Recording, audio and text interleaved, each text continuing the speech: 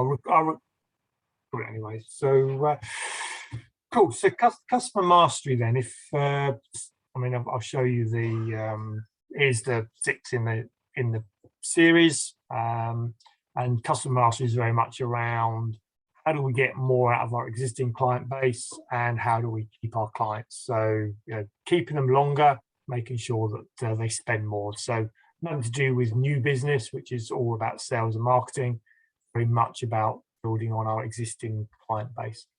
So is there, around that, if there was a sort of a challenge that you're facing or a question that you want answered, what would you want to get out of today's session, Jan? So really it's just to see if there's like gaps in my knowledge, really. I'm aware of things that I have done, I'm doing, and could be doing more of as far as both retention and growth concerned. Yeah. As you know, my main thing this year is continued price hikes. Yeah. It just seems relentless, Kevin. Like one of my other big suppliers today, I got an email this morning. They've already put 3 price increases in place this year. And the email saying that there's going to be another one on the 4th of October, not across like the whole range of garments, but on select. And like I've told you before, that I've always put off passing that price increase on to my clients. And this year I've had to do it pretty much across the board. So that straight away, that was completely out of my comfort zone. But then that margin that I've gained back, it's not like I wasn't like I was doing it to like make more money. I was doing it to retain my margins. Exactly. And all of a sudden I'm thinking, shit, like I don't want to have to put my prices up again. But I feel like if I don't, I'm going to be going backwards, and I just feel really uncomfortable. I think if you look at the economy, I think you've got to look outside our own industries and look what's going on in the world. We've got energy prices going through the roof at the moment. We've got there's still a massive supply shortage of goods. We've got labor shortages. Everyone and his dog is saying that we are going to go through a bout of inflation. We've had zero inflation for 10 years. Quite a few businesses have never had inflation. They've had years of price decreases, not increases. And I think we've just got to accept that this is going to be the new norm now. That we're going to have a couple of years of prices going up, and we've got to be better at coping with it. And we've got to sort of say, look, I can do everything in my power to mitigate them, but at some stage, I do have to put my prices up. Do you not think that there's going to be, so yes, I understand, and that's how how I have reacted this year to it, and how, despite the fact that it's out of my comfort zone, I'm going to have to continue.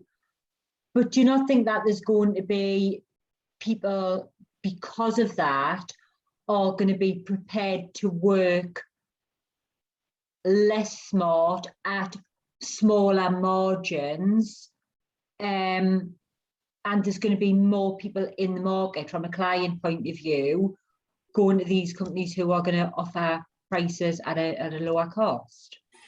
I think there's always the risk, that somebody comes in, and it's generally the uneducated ones. It's the people that don't know their numbers, don't have an idea, and just think that turnover is the key to it all. What happens, and you see it in the energy sector. These companies in the energy sector that are going bust. They've tried to play the game, and the game's gone against them. They've got people into fixed price contracts and not back-ended their deals, and so their cost price has gone up, and they've fixed their sales price here, so they're suddenly losing money. Whereas the traditional way of doing it is, if I sold you gas at 20p per kilowatt, I know I've bought it at 18p. So I'm always back to backing. Yeah. In the short term, it can become a pain in the neck. In the long term, it tends to sort itself out. And I think it is a case of you've got to hold your nerve in this. Yeah. I've got a slide in here which I think will hopefully show a little bit why you hold your nerve. But I think the key in today's world is it's always been important, but more so now is you've got to show value. Yeah. If it's just a commodity you're providing, it's very difficult to move away from price, and therefore, why would I pay 5p more for a can of baked beans than I did yesterday? And if I can find Heinz baked beans cheaper than HP baked beans, I'll buy Heinz. There's no real loyalty there.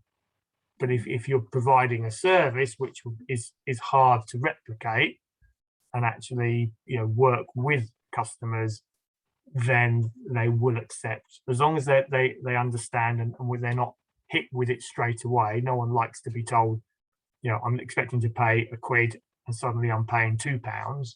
But if they know that in a month, 2 months time, the price is going to go up, then they can gear themselves up and be prepared for it. Yeah. Because at the end of the day, they've got to go through they're going through their own inflationary pressures, so they're going to have to put their prices up. This is you're not, we're not selling to the consumer. If you're selling to consumer, then the consumer's always got a choice, but ultimately, if everyone's putting their price up, even they don't have a choice. Yeah. But B2B, there will be this sort of domino effect that there'll be enough people go, okay, I know that those prices are going to go up, so I'm going to have to put my price up. Yeah. But I think a lot of what I'm going to talk about today, if you've all of these things in place, putting your prices up should be easier than if you don't have them in place. Yeah. Okay. So that's going to be key. Great. So always sort of come back to this, formula for life success. Times do equals have. Most important is to have what are our dreams and our goals. What we want to achieve. What's our attitude, knowledge, and skills in order to achieve that, and then what do I actually do to actually get me there? So looking about sort of the have, we know that new businesses leads and conversion rate. What we're looking at here is number of transactions and average transaction value. So one of the key things that we need to really understand is, what we want these to be. So, in order to sort of think, right, how many transactions do I want? What's my average transaction value? One of the best ways is to actually think about your ideal clients. Because the ideal clients, your awesome grade clients, obviously A, B, C, D. So my awesome grade clients are the ones that do value what I do, do spend a bit more. If I do put my prices up and explain why I'm putting my prices up, no one likes an increase in price, but they're going to be more accepting of it. Your basic clients, are, they'll put up with it, but there's a bit of risk there. C's are generally the ones that you'll lose, and the D's actually you shouldn't be dealing with anyway, and if they left, it would probably make your life better. Okay. So when I can think of a few of them, Kevin. When we're looking at the retention, we want to retain and look after these people. And sometimes we can actually sort of say, well, actually, these guys we don't want to deal with. And it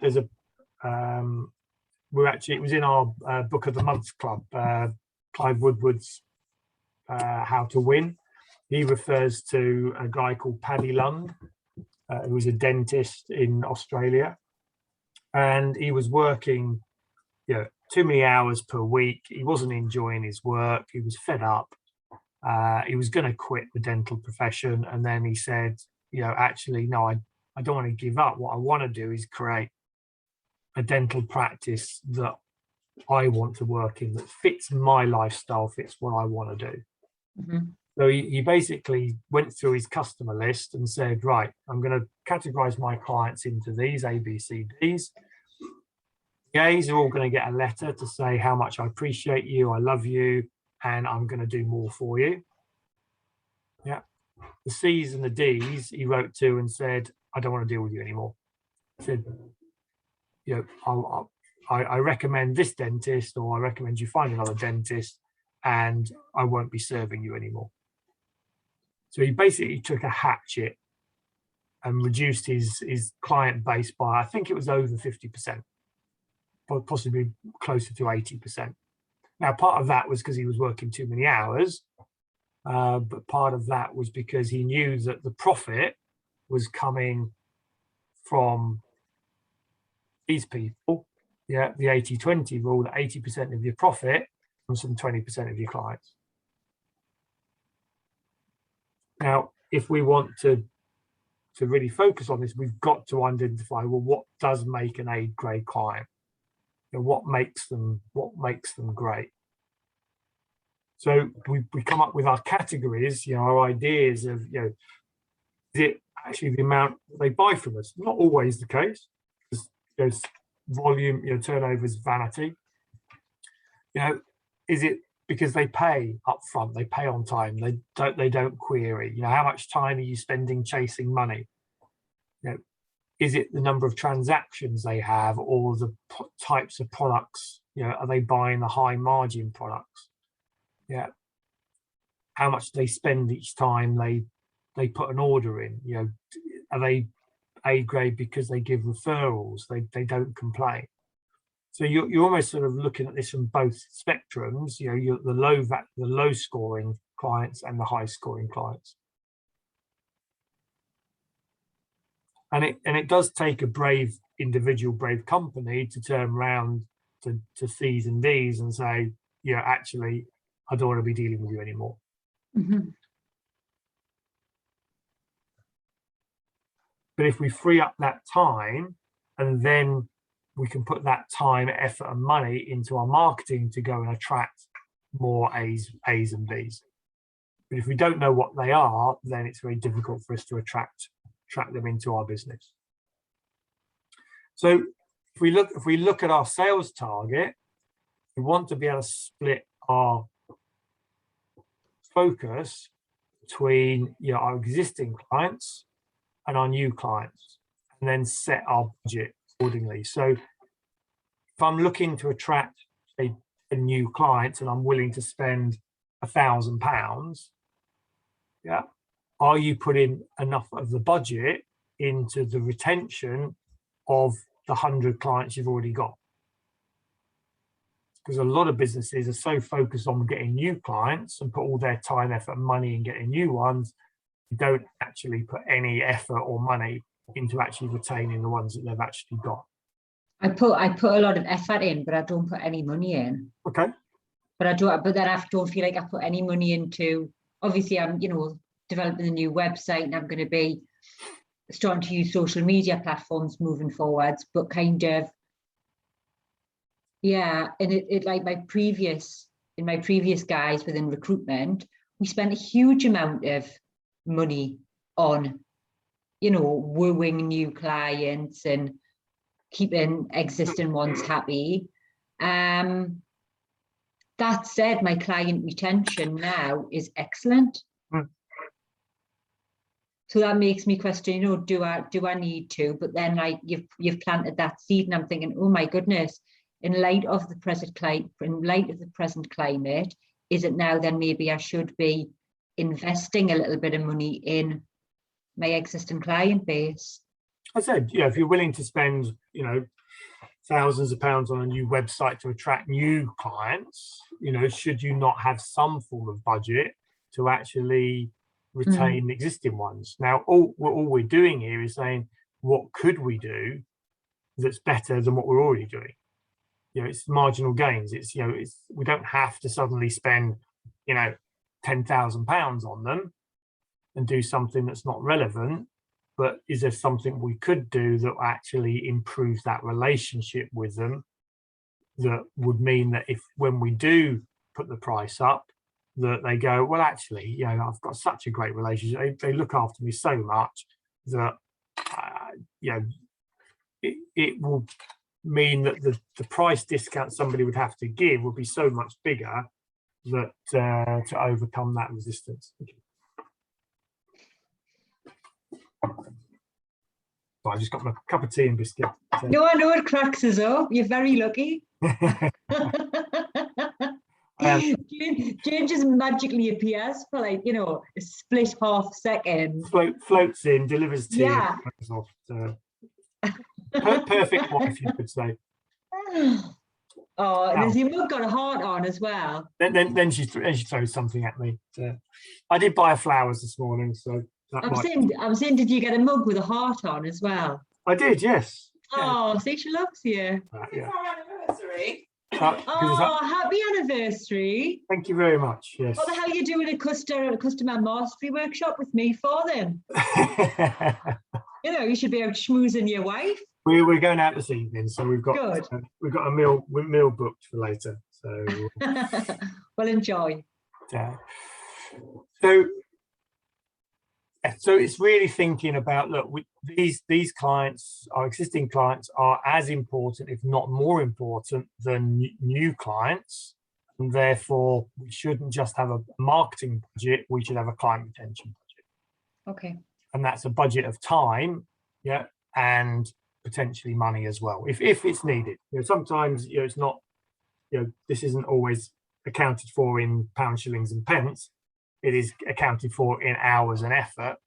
But if there are some things that we could do, as we'll come on to, then it might be something to put into the plan. So potentially that's why my retention is good, because I make the effort to go out and see people. I don't know any other workwear companies really who make the effort to go out and see the clients. I make the effort to pick up the phone, to build a relationship and continue to grow that. Try to remember birthdays, little things like that, you know, their kids. And so, yeah, I think that's probably how I am retaining what I am. Exactly. I mean, that would be the thing to say, look, you're already doing some of these things because your retention is as good as it is. Mm-hmm. What we're looking here is to see, could we do it a little bit better? Yeah. And a bit more effectively. That will be the main thing. So when we look at our beliefs, we've got to know what we want to have. So if we go back to measurements, you know, what is our client retention rate at the moment? Do we want it to increase? What's our average transaction value? You know, looking at our metrics of, if we're going to put some effort into, you know, client retention, then what do we want it to be? You know, how do we know that we've had success with that, and therefore what's it worth to us? You know, if we could keep a client for 6 months more on average and spend another £10 per order, you know, what could that amount to? And that would then almost sort of set your budget of what you could put into your marketing budget for existing clients. So okay. So when we look at our beliefs, you know, what we hold to be true, you know, a lot of businesses, I'm not saying this is yours, but a lot of businesses have, you know, negative beliefs about customers. You know, they're a pain in the neck. They're hard work. They're irritating. You know, they're an inconvenience. And if we think any of those negative thoughts about them, we're not going to put effort into actually retaining them and working with them. Now, what can happen in businesses that have, you know, where you might have some negative beliefs, it goes back to that Pareto rule 80-20, that there'll be 20% of them that will give you 80% of the frustrations. So you're portraying the bad ones, and that becomes your generalized principle for everybody. Whereas if we categorize them A, B, C, Ds, then we actually focus and say, actually, no, the negative beliefs are about the C's and Ds. Well, if I got rid of them, I wouldn't have those negative beliefs. I'd think my clients were wonderful and fantastic. So it's always one to question. You know, so I'm not saying, I don't think it's, you know, that way for your client base, but a lot of people watching this will find, if they look through their list, you know, almost the hackles on the back of their neck go up when they read their customer listing. Oh God, yeah, they're a pain. They're, you know, don't like. I'm sure everybody's got them, Kevin. Yeah. You know, there's always that one that you see the name come up on your phone and you're like, oh, shoot me now. You know, I'm gonna blow my brains out. Question: How do you? Okay, so I've never told a client that I don't want to deal with them anymore. I just put up with the pain. But actually thinking about it, there's actually a few, not a lot, but there's a few that literally wring you dry in terms of time, effort, everything. Nothing's ever good enough. How do you let these people down? How do you let them go? I mean, obviously you want to leave it on, you know, as good a terms as you can, because you don't know who they know and who they talk to, and, you know, with reviews and things. So, you know, I mean, the quickest and easiest way is put your prices up to a point where, you know, for them, they're not good. You're not good value. Yeah. So, you know, you could say, look, you know, I'm putting all my prices up by 20%, but my A's and B clients get a good client discount of 10%. So you put everybody up 20, and then you discount down the good ones, and the bad ones have to pay the extra 20%. Yeah, and if they're prepared to pay it, well, you put up with it because you're getting a bigger benefit financially. And then, yeah, you can offset that potentially too. If one of your bigger ones do want a little bit more of a discount, then you can justify it that way. Because, right, okay, that's a good idea. Okay. I mean, that is often the simplest way.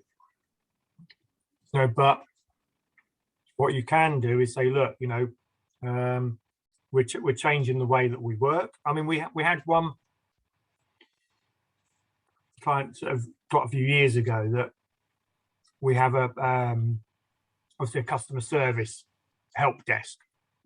So, you know, you take the calls, you solve people's problems, but it was the low value guys that used the phone the most. The big value guys hardly called at all. Mm-hmm. So you were constantly on the phone to the low value people. So what we did there was actually take the low value products and put those online. So they could just basically order online, and therefore, you know, there was no customer service number. So they basically bought what was there. If it wasn't on there, they couldn't buy it. So we basically put a system in place so that we didn't have to physically deal with the low value and the C's and the D's. So that's another way to sort of move them away from, you know, the face-to-face. If you want to buy from me, great, go to the website.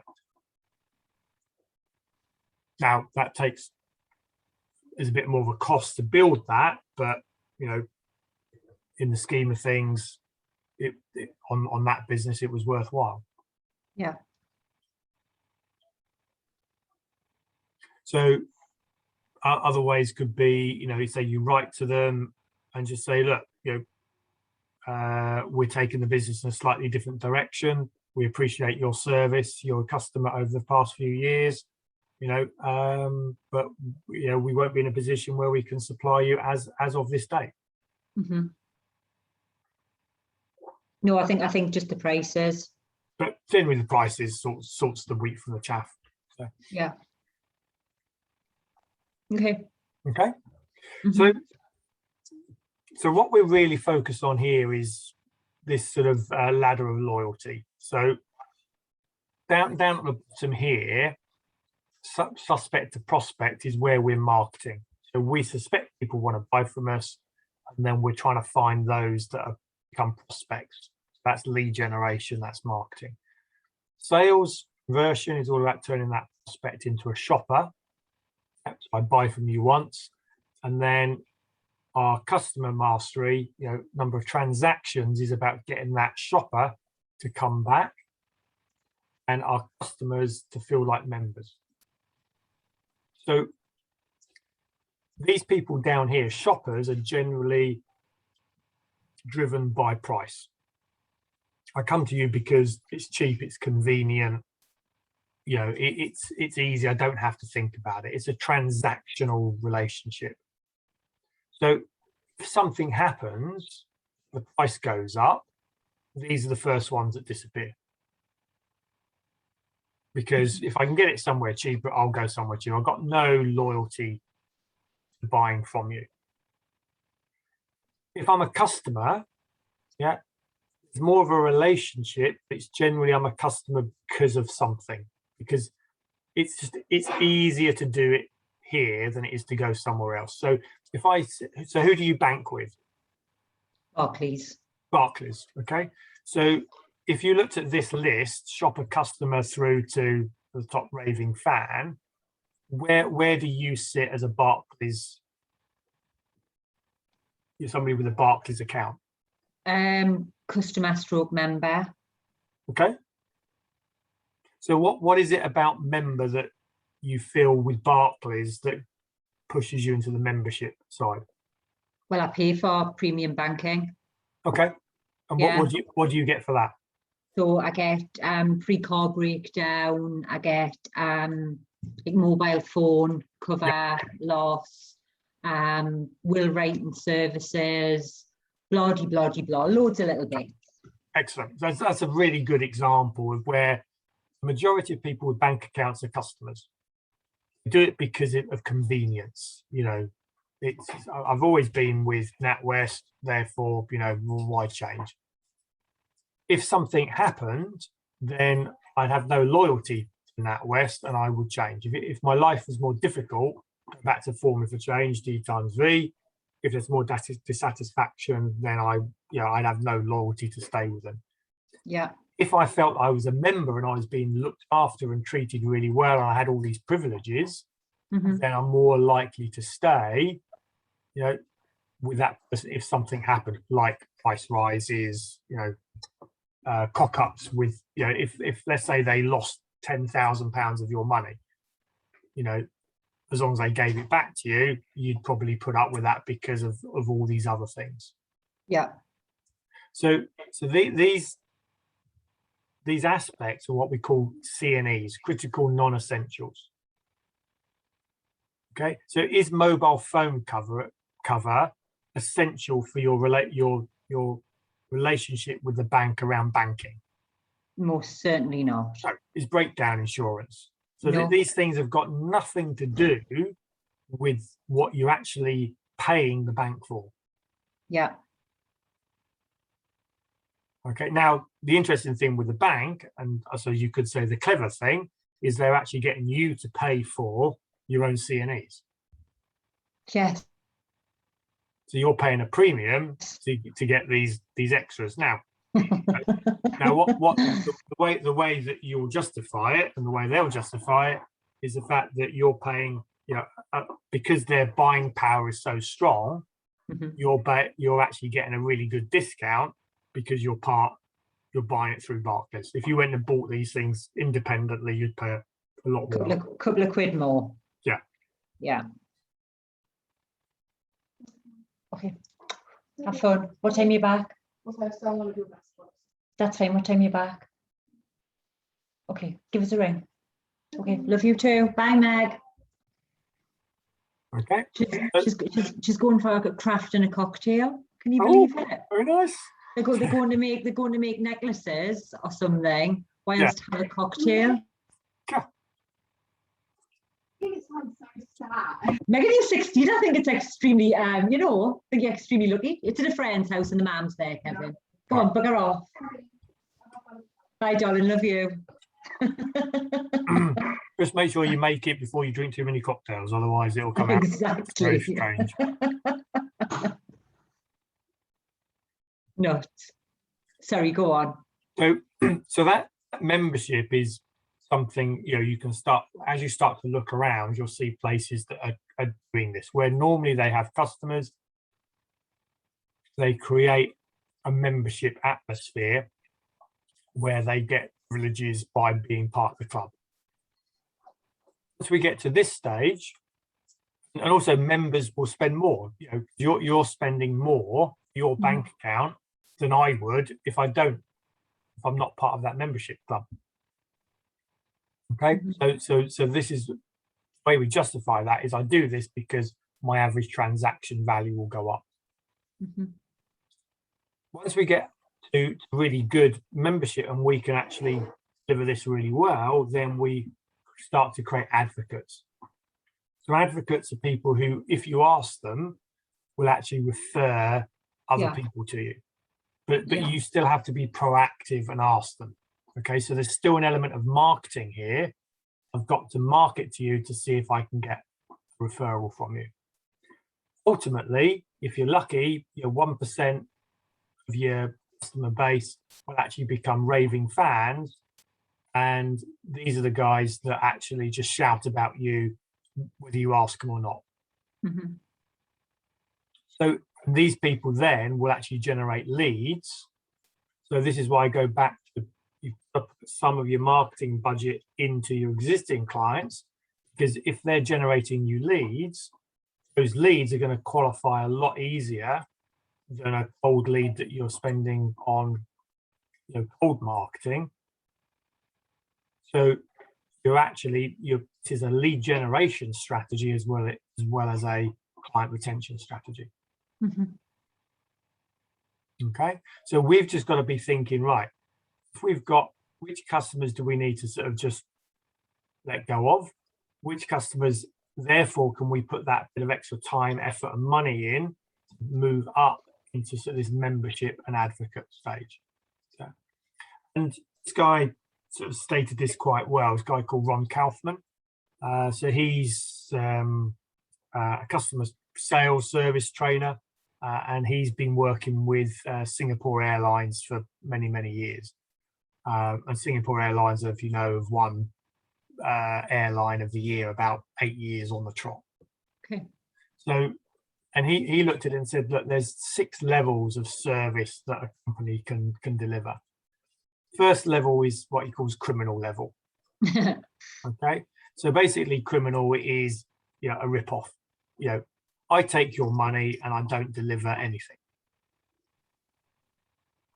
Now you can build a business model around that, but if you're going to do that, you've got to have a massive supply of new people coming in.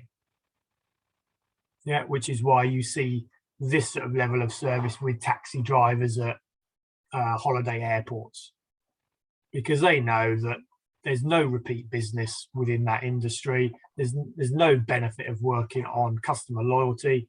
So basically, as long as I've got a new pool of fresh blood every time, I can offer a criminal level of service and create a business model around it.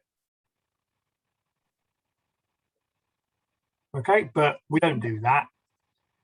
So next level is a basic level. So the basic level of customer service is giving people basically what they have paid for. So you want a taxi, a taxi gets you from A to B, I'll get you from A to B. The car will be a bit ropey, the driver will be obnoxious, it'll be full of smoke, it'll be filthy, but actually all you paid for was to get from A to B. Okay, now if you're dealing with shoppers, who just come and buy once, then again a basic level of service will suffice. There's no frills. You could argue this is Ryanair. We'll get you from A to B, but that's all we're going to do.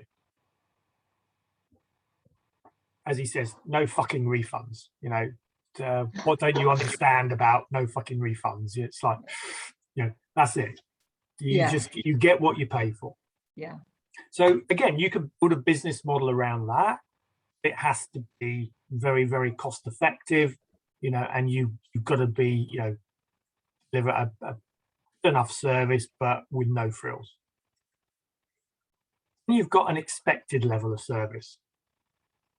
So when we travel, or when we deal with a customer, every customer has a level of expectation. And that does vary from the type of customer you've got. So if you've got a high roller customer, who's you know, their expectations are going to be very, very high. If you've got, you know, somebody on the bread line, yeah, their expectations are going to be, you know, a bit lower. So here you now got to start to understand what clients you're actually dealing with, what clients you want. And that's why I say you need to understand what your A, B, C, D grade clients are, because your A grade clients will have a different expectation to your C's and D's. And if you have got those C's and D's, perhaps you're trying to give a too high a level of service and their expectation is actually down at basic. All they want is a basic level of service, and you're trying to give them too much, you know, and they're not willing to pay for that. Okay. Okay. So expected is, you know, it's a personal thing, but I expect a certain level of standard. So this is where you've got to come up with your service level agreements based on what they want. But even down here, so this is, I would say, is where you're sort of dealing with at a customer level. You know, that if you, as long as you provide my expected level of service, I'll stay with you. But deep down, everyone's got a desire. You know, what they would really like to happen. Wouldn't it be nice if?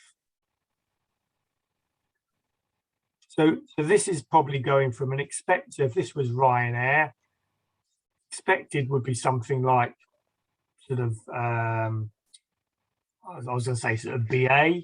You know, I expect to have a meal. I expect a nice comfy seat. I expect to be able to take the bag on board. Yeah, desired would be, or wouldn't it be nice if? So wouldn't it be nice if I didn't have my food served in a, you know, a metal tray? It was on a plate. Wouldn't it be nice if I got, you know, a certain level of service? You know, if I got a drink when I boarded the plane.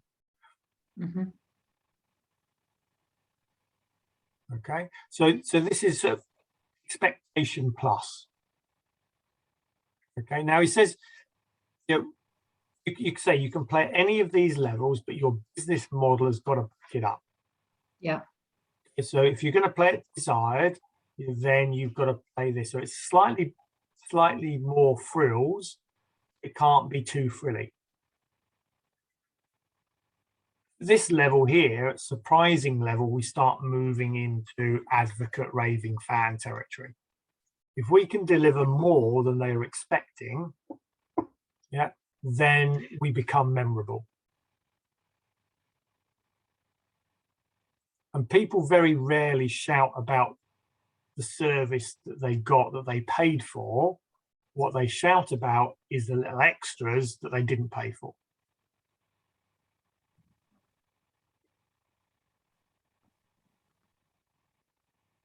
Okay, so if you go back to something simple like a taxi ride, you know, what would you class as a surprising level of service in a taxi? A bottle of water, getting a bottle of water. Yeah. Which costs nothing.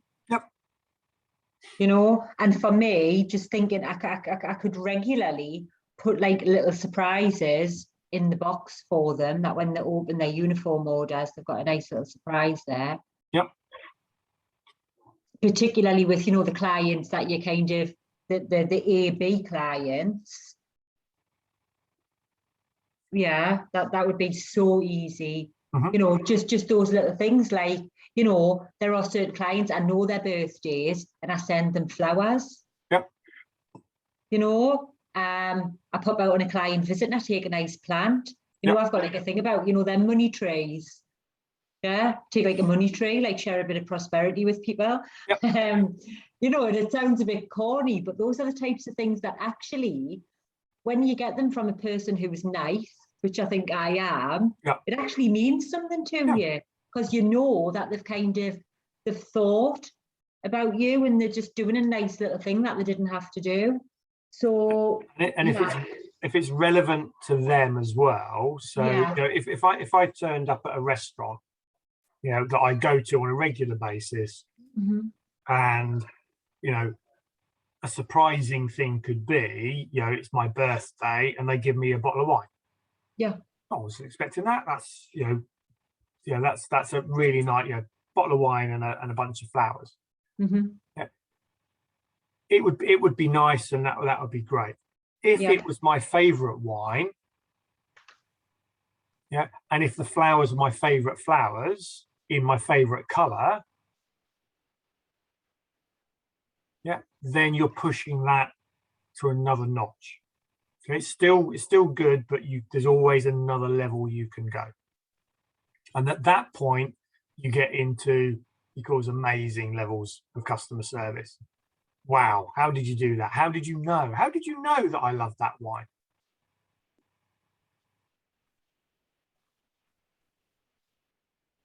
So there was uses a case for it was a hotel in America that I'm not sure if he coached or he heard of, and they would do this. So if you bought one of the more expensive rooms and you came on a regular basis, you know, your favorite bottle of wine was there, your favorite flowers were there, and it was a case of, well, how do you know this stuff, but if you track back through the whole process of as soon as somebody comes on board, they're actually asking questions and collecting data which they can then use to provide this surprising and amazing level of service in the future.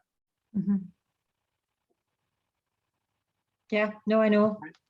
So what you're saying is, if you're already collating birthdays, you're doing this, you're doing a lot of this stuff, which is why your retention rate is as good as it is. Yeah. But the key to this is not a staircase going up, it is an escalator going down. So, today's amazing level of service will be tomorrow's surprising. Tomorrow's surprising will be today's desired.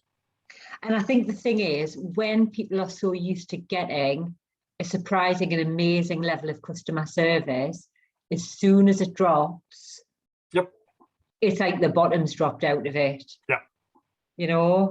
And then also it becomes expected, because it's happened so many times, it's now my expectations. Yeah. Nice to see you, Jan, but where's my pot plant? Yeah.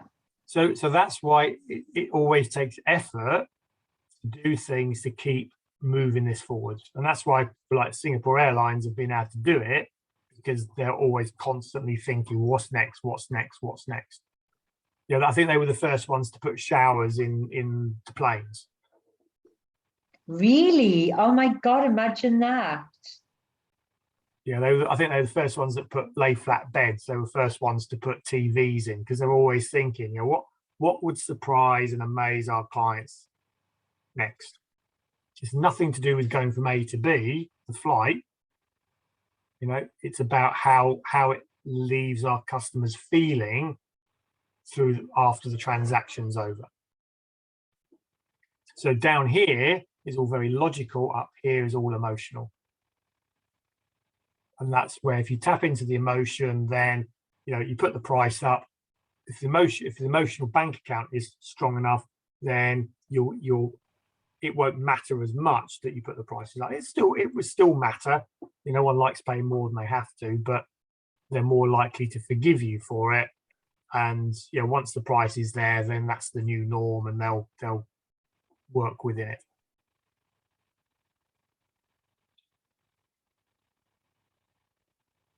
Okay, so we've got to be thinking, within our plans, how good are we at doing this? How consistent are we at doing this? And what would be the next thing? If we're not doing it, we need to put it in place. If we're doing it, are we doing it consistently? If we're doing it consistently, how do we push it at next stage? Okay, so how would that flip to kind of potential clients, not existing clients, but how could you link that in with like potential clients? It's easier to do, obviously, when it's existing clients that you're dealing with, but how? Well, potential, it's sort of that sort of comes into your marketing strategy, and it's sort of not relevant. If you take a prospect a bottle of wine before they've actually bought from you, it can be a little bit awkward. Now, ideally, what you want is your existing clients talking about it, shouting about it, so other people over here, and then they go, "Oh, actually, I fancy a bit of that. I've heard through the grapevine you really look after your clients. Can I come and join the club?" Okay. And I suppose that's where I'm sort of moving on to, which is, what is in your VIP club? If you can have something that is so good that people want to be part of, then, you'll have them queuing around the block for it. Now, okay, this is easy if you're a nightclub or you're a restaurant. These things are much easier than if you are, in your line of business, doing it, embroidered workwear. But the process, the thinking of what's our version of a VIP club, I think is still important. Okay. And then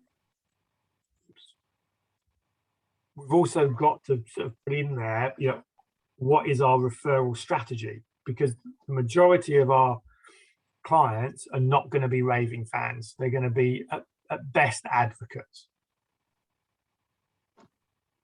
So how do we get through to them and actually create a referral program where they can refer more clients like them? So one way, this is why the dinner I've invited you to on the 20th, and I'll be open with this. This is part of that strategy. It's partly it's a CNE. I don't have to do it, but it's nice. It's a nice to have. Part of it is, as part of that, is a benefit to you is meeting other business people. So if I can put you in touch with somebody who'll buy workwear from you, then you're going to feel good about that dinner, and therefore about me and the company. And it's part of a referral strategy, as I'm doing this with an accountant. So I'll bring 2 or 3 clients, he'll bring 2 or 3 clients. His clients who are prospects will meet you. Hopefully you'll say some nice things about me, and potentially there'll be a client that will come on board through his group of people. Vice versa, yeah. Okay, so it's if you start thinking about the strategy behind these things, you can start to do 2 or 3 things at once. So I do struggle with this, Kevin, because I feel like kind of it has to be like relevant to obviously what you're doing on like the 20th. That's very relevant to kind of like what you're doing. Yeah.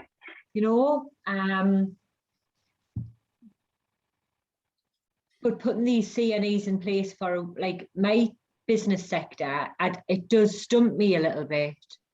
Okay. And that's fine. I think you don't always expect the answer straight away. What you've got to keep doing is asking the question. So what could it be?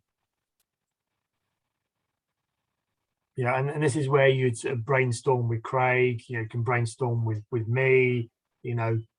Talk to people about it. Well, if we were to do something, so if we took all of our go, let's say your care home clients. Yeah. Okay, so we want to do something that makes them feel good, is a critical non-essential, has some benefit to them, but also potentially could open up new people for us. What could we do?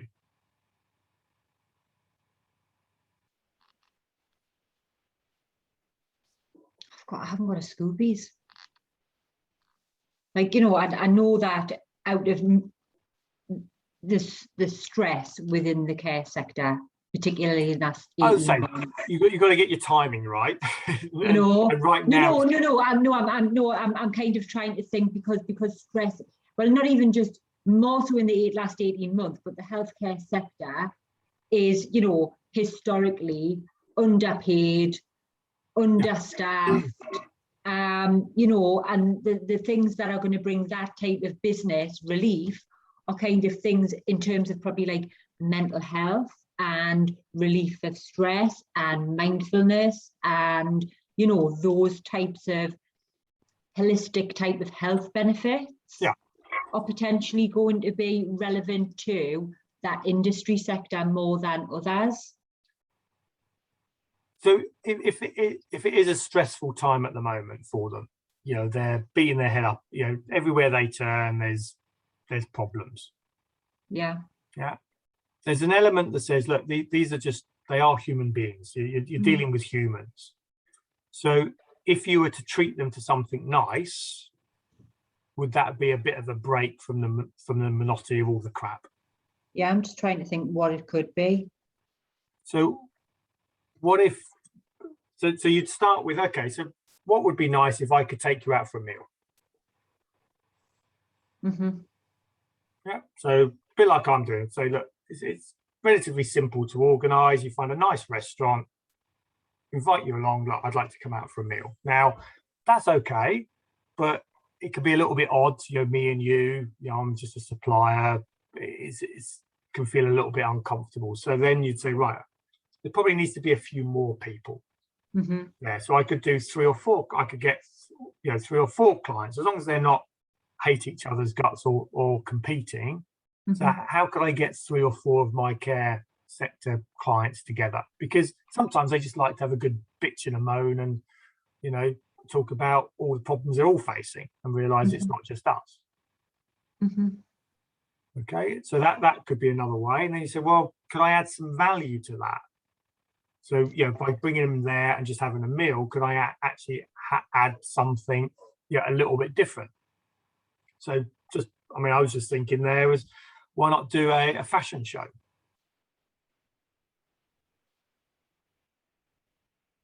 Not sure. I say that it's not. No, I know. It's not about sort of yes or no, but it's these trains of thoughts, because you'll put half a dozen things that don't really work, but then one will come out and go, okay, well that could work. Yeah, I need to give this like a lot of thought, really. Yeah. So it's thinking, like, what could I do? Is it one-on-one? Is it one-to-many? Could I bring prospects in there? So it could be clients and put it out to prospects. What's the latest thing? Could it be something around the environment and the latest green? What's happening with recycling? Because they've all got, presumably they're all having to sort of make sure that they're hitting their corporate social responsibility needs. What about like kind of giving to charity, dependent on the level they spend or something, like a charity of their choice? Yeah, if that's important to them. If they're a very charitable sort of organization, then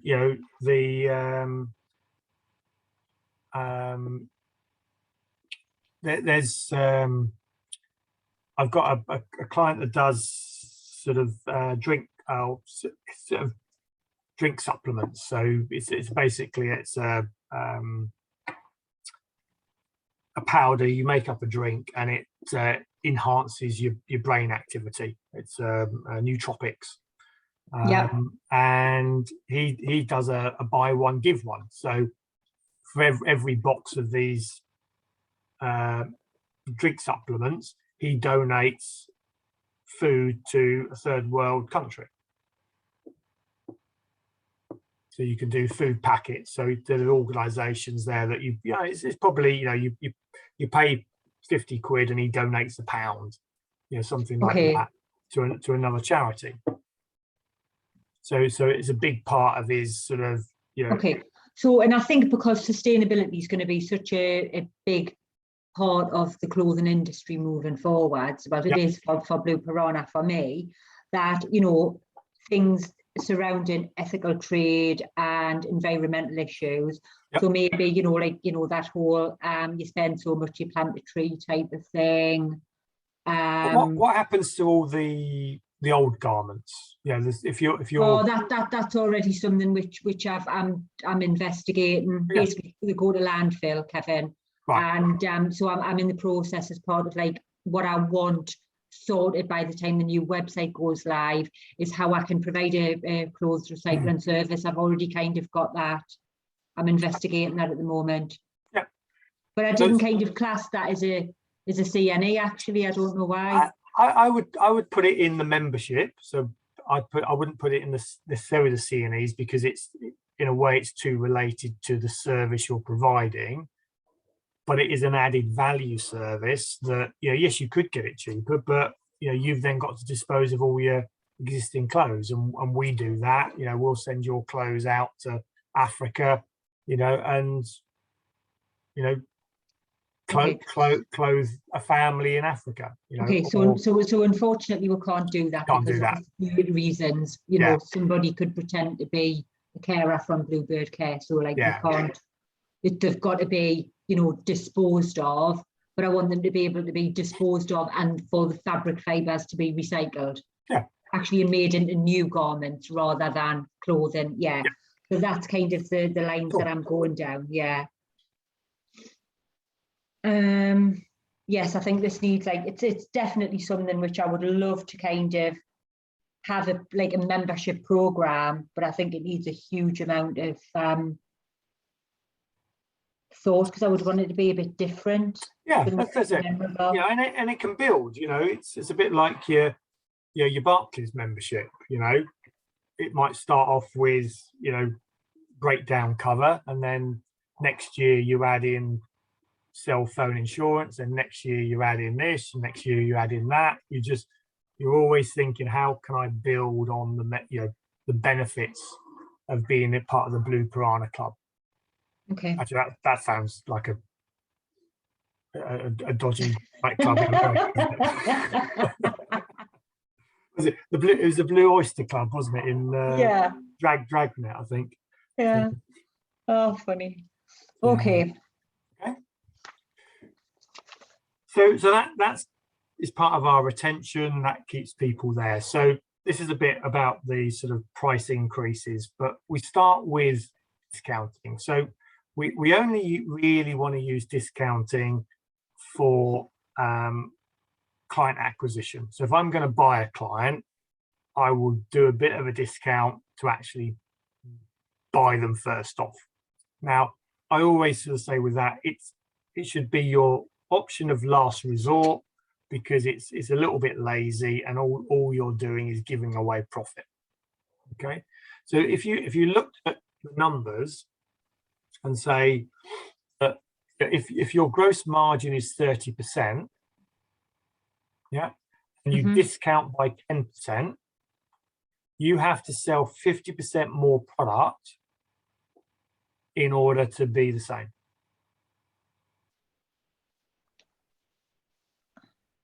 Okay, it sounds crazy, doesn't it? It's just eye-opening, really, isn't it? A 10% discount on a 30% gross margin means you have to sell 50% more. Now, the only way I would say that discounting becomes a regular part of your client acquisition is if you're DFS. Right, okay. But then to me, that they never are discounting because their regular prices are just shown as being discounted. Exactly. You double your prices, and then you discount them by 50%. They're not their true prices. So if we look at that in numbers, just to prove how those numbers work, yeah. If I've got 10 units, I sell at £10, make £100. They cost me £7 each. That's £70. I make £30 margin. If this was my existing client, they're going to buy from me anyway, I discount by 10% down to 90. My costs stay the same. My margin now is down to 20. So in order to get my £30 margin back, I've got to sell 15 units. Okay, can I just take a photo of this, because I'd like to show Craig this? Yeah. because Craig is very easy, is very quick to agree discounts sometimes. Yeah. He doesn't like to, but when he's asked directly, he crumbles. Yeah. Where I think if he saw the bottom line, it might make him realise. Thank you. As I say, it's it's used because it's easy. People understand it, and it's an easy way to actually try and get a sale. Now, I'm not against it in buying a brand new customer, but what I'm against is where I've already got the customer, I've already invested my time, effort to buy the customer. I shouldn't be using it to keep the customer. No. Now, what we can do is, if we want to sort of still, if they go, oh, I'm not too sure, I need that price. What I would do is say, well, look, if I discount by 10%, it's going to cost me 10. What value could you give that has a cost of less than 10? And this is where you come back to, you look at the supermarkets where they do their buy one, get one free, and buy three, 3 for 2. All of those offers now, you see far more of those than you see 20% off, 10% off prices. Because they know. Or you say to a client, okay, I'll give you a discount, but it's based on a higher volume. Great. Yeah. Yeah. So okay, my percentage might be down, but my revenue generated goes up. Yeah. So I can't do that price for what you want, but if you ordered another 10, I could probably do that. Which is the way that I tend to go in. I'll say that's like minimum quantities of 100 or 50, Right, okay. Or if you're a bit more creative and people are talking about, well, I want 20 t-shirts, but they've shown an interest in hats, but their budget doesn't go to both, you could say, well, if you pay full price for the t-shirts, I can give you the hats at cost. Because I probably wasn't going to sell the hats anyway. So therefore, I don't need to make any margin on the hats as long as I make full price on the t-shirts. So we can give away, far more without taking it off the bottom line. Yeah, it's funny, like just an observation, having looked at my competitors so much recently and how their pricing works, is the majority of my competitors who sell online do it the other way. Their loss leaders seem to be the items which are their bread and butter, and they're putting massive margins on these items that they'll hardly sell any of anyway. To me, in what you've said, seems so much more of a common sense way of doing it. Yep. Okay, that's a lot of it is because they know that they have to, they're trying to compete on the items people are looking for and want to buy.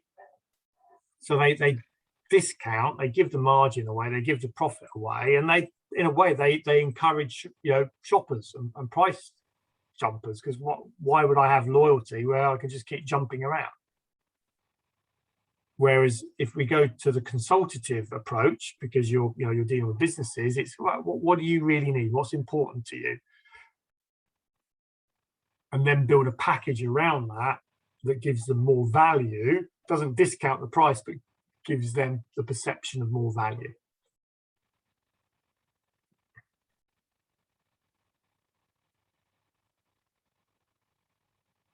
Okay, so if we come back to what we've been a big part of our talk today is about increasing prices. The biggest reason people don't put their prices up is fear. But fear basically stands for false expectations appearing real. So we fear that if I put my prices up, I'm going to lose my customers. But just the same as discounting, it's amazing how much more I've got to sell if I discount. If you go on the same basis and say 30% margin, and my price is up by 10%, you have to lose 25% of your customers in order to be worse off. Can I take a photo of this one as well, please? Do you want to look at these numbers? If I show you these ones. Yeah, go on. Yeah. I've got I can send you, Jan, which If you could, that would be great. has this on a couple of pages. So Thanks, Kevin. I'll send that to you. So again, 10 units, £30 margin. The price is up by from 10 to 11. I'll stay the same. So now I'm making 40. So I could reduce my volume to 7.5 and actually be exactly as I was before. Mm-hmm. Now, when you put it in that context, are you going to lose 25% of your client base if you put your prices up by 10%? Chances are pretty slim. But again, you've got to look at your A grade clients, B grades. You might lose a higher percentage of your C's and D's. But actually, if you look at it, you're probably okay with that. Yeah, and we don't have to do this across the board. We can do it for particular clients. We can do it for particular products.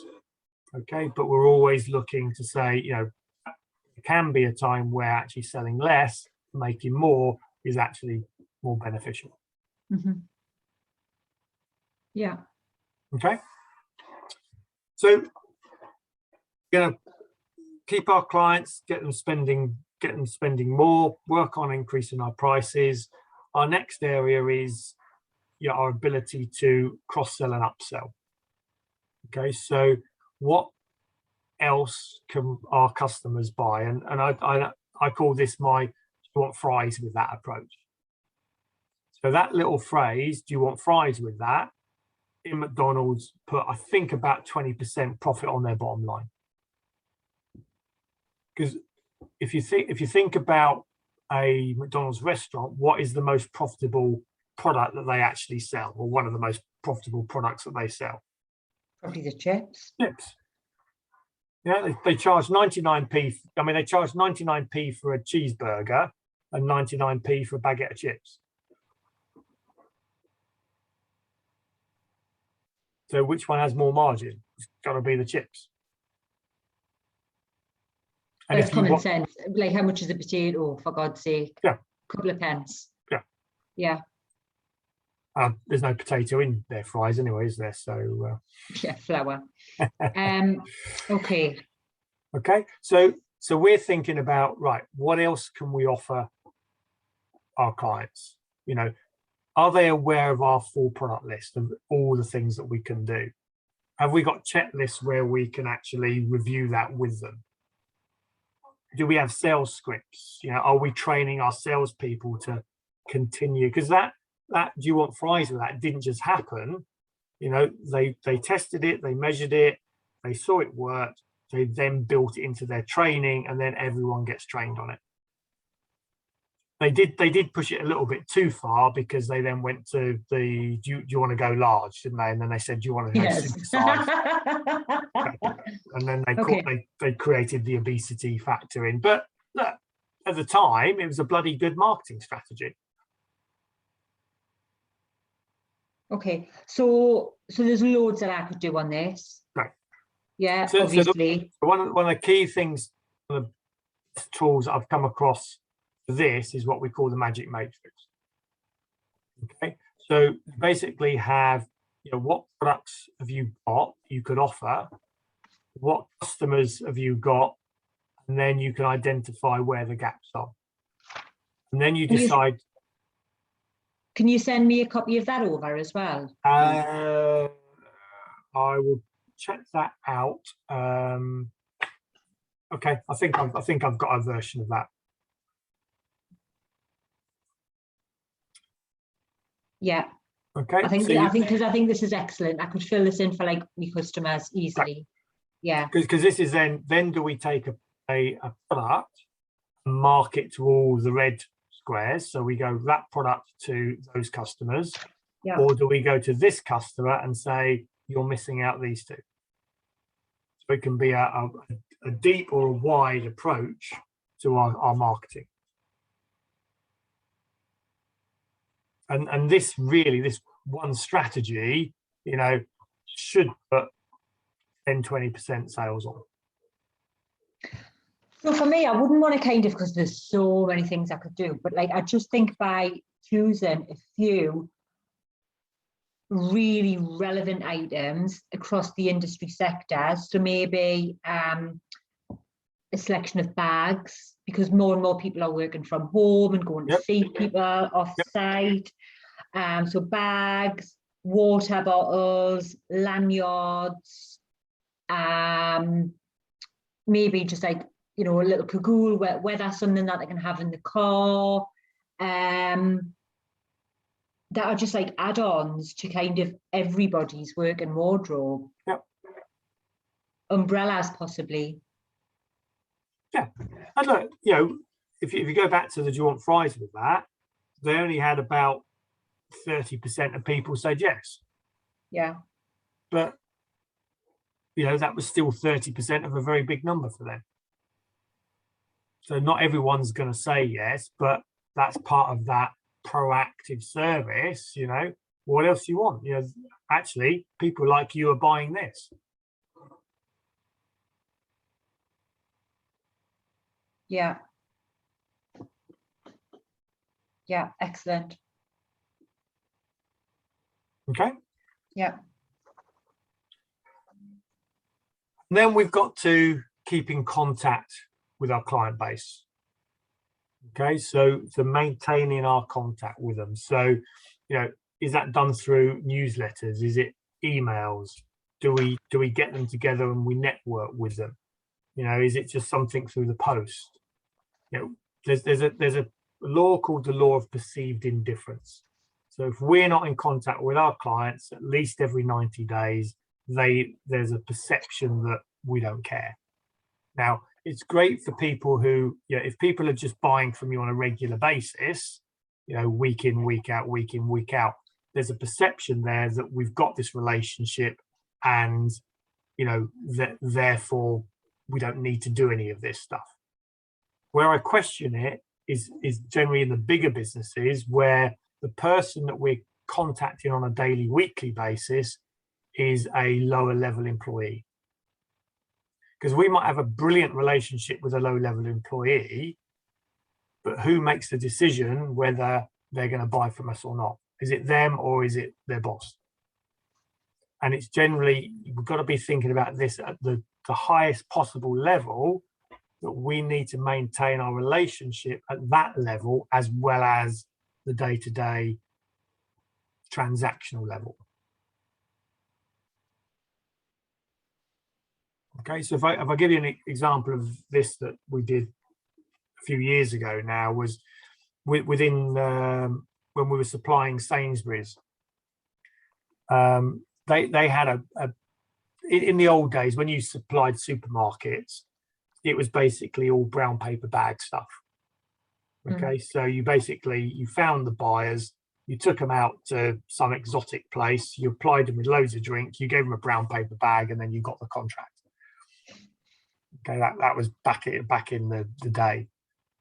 Then obviously, you know, people get wind of this, bad press, and the supermarkets brought in a zero tolerance policy. So basically, you couldn't even send them a bottle of wine at Christmas. Yeah, no gifts in kind at all. No gifts in kind at all. So the C&E approach was really difficult. So, and we were in the middle of this. We went from it was nice and easy to nothing at all. Oh, shit, what do we do? How do we build this relationship? Now, on a day-to-day basis, we're talking to, you know, the lower level buyers and the transaction, that was okay. But the people at the top, the senior buyer and, you know, at a board level, the relationship from them, we might not see them for a whole year. So we wanted to sort of work a way to actually build that relationship without getting caught foul of the, you know, the zero gift policy.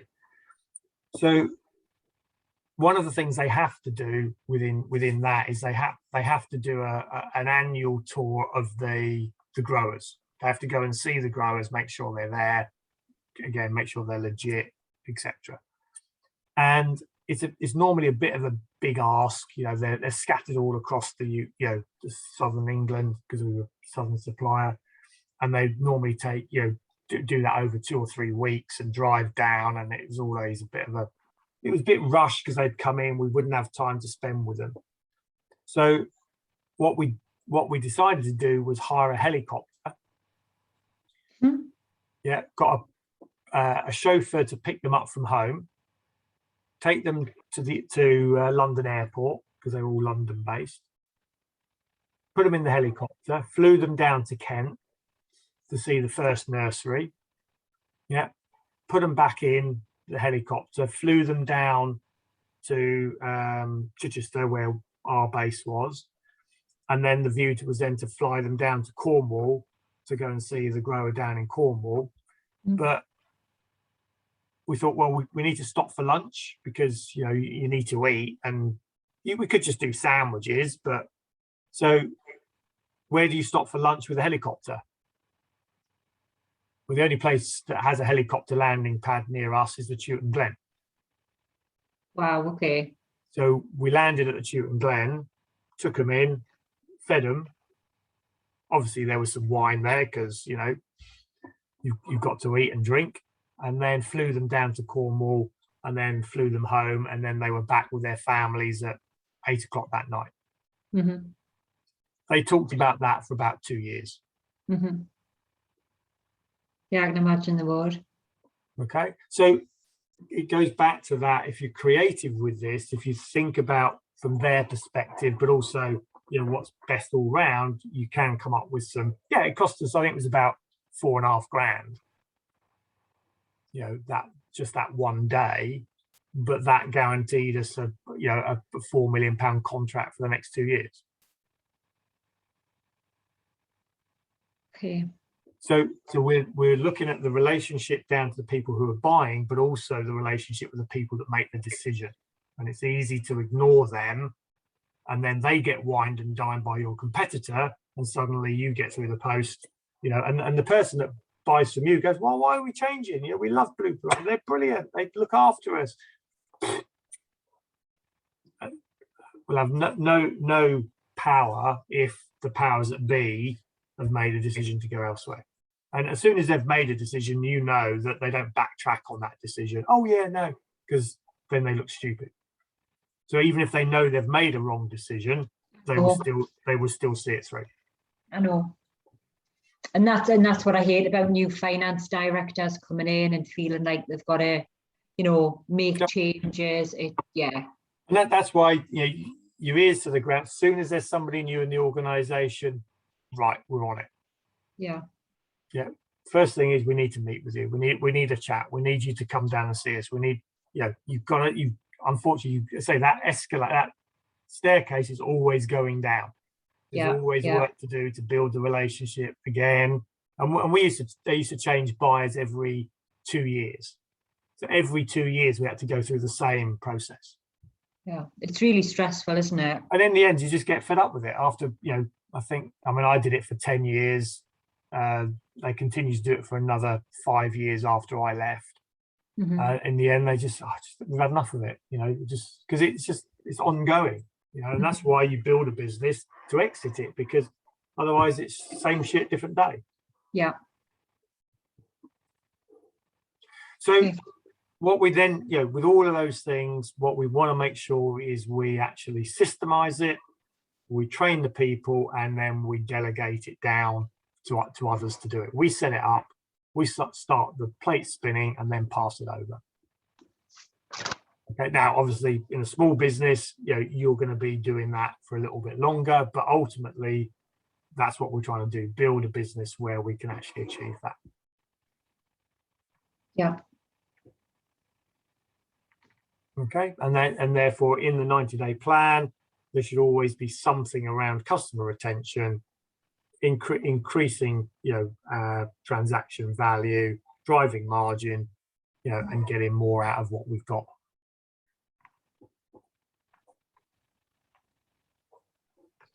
So really at some point I am going to need a sales manager, aren't I? Yeah. Yeah, you've got to decide, do you put them below you to deal with the day-to-day stuff so you can do the nicey bit at director level, or do you bring somebody in to do that part of it who's, you know, perhaps enjoys it, or because some people just don't enjoy it, you know, don't enjoy the whining and dining and hobnobbing and things like that. And if you don't enjoy it, don't do it. You know, bring somebody in that can do it. But a lot of people, you think that's the fun bit. You know, the client entertaining is the fun bit. So why should I pay someone to do that for me? Yeah, get them to do the work, but that's my responsibility. Yeah. Okay. But it takes time. You know, it takes, you've got, you know, you can't be doing that if you're constantly firefighting. Yeah, I understand.